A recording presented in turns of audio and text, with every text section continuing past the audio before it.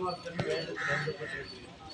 பாருங்க சகோதரர்களே, சகோதரிகளே, பரிசுத்த வேதம் சொல்லுது, எல்லாரும் பாவம் செஞ்சு ஏற்கனவே கெட்டு போனாங்க, நன்மை செய்யறவங்க ஒருவருமே இல்லை அப்படின்னு சொல்லி பாருங்க. இந்த உலகத்துல இயேசு ஒருவரே நன்மை செய்கிறவராக சித்தித்திருந்தார் என்று நாம பார்க்கிறோம்.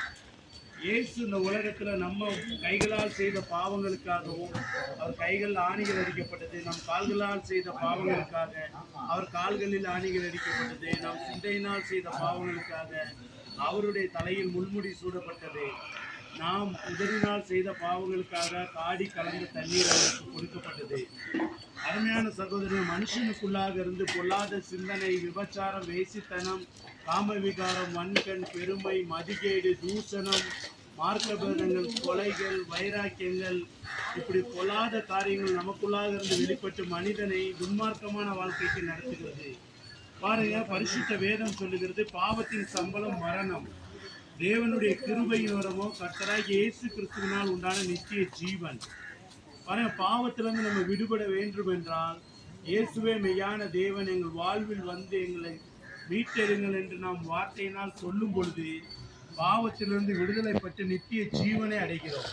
அருமையான சகோதரனே, சகோதரியே, இந்த பூமியில 2026 வருடங்களுக்கு முன்பாக இந்த பூமியில வந்து மரித்து 3ஆம் நாள் உயிர்த்து இன்றைக்கும் அநேகரை அற்புதமாகவும் அதிசயமாகவும் நடத்தி கொண்டிருக்கிற இயேசு உங்களுக்கு வேண்டுமானால் நீங்கள் இருக்கக்கூடிய இடத்தில் கண்களை மூடி, இயேசுவை நீரே மெய்யான தேவன் என்று நாங்கள் அறிந்து கொள்கிறோம் என்று உங்கள் வாயினால் அறிக்கையிட்டு உங்களுடைய எல்லா பிரச்சனைகளையும் அவரிடத்தில் சொல்வீர்களானால் நிச்சயமாக உங்களுக்கு நிரந்தரமான சமாதானமும் நிரந்தரமான சந்தோஷமும் நித்திய ஜீவனும் கிடைக்கும்.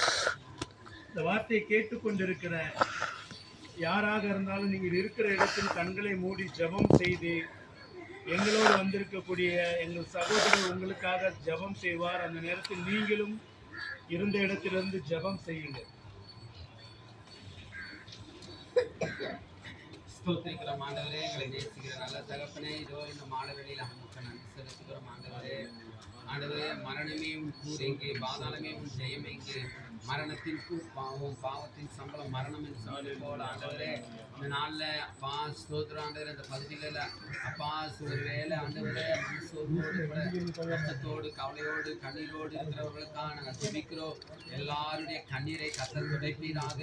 வசனம் சொல்கிறது, உங்கள் துக்கம் சந்தோஷமாய் மாறும் என்று சொன்னது போல் ஆண்டவரே, குமாரன் விடுதலை ஆக்கினால் மெய்யாகவே விடுதலை தருவீரப்பா.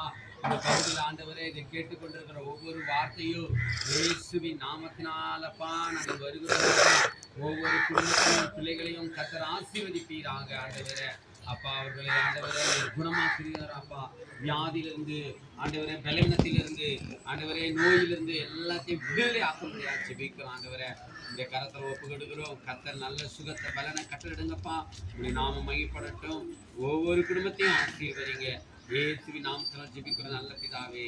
ஆமென்.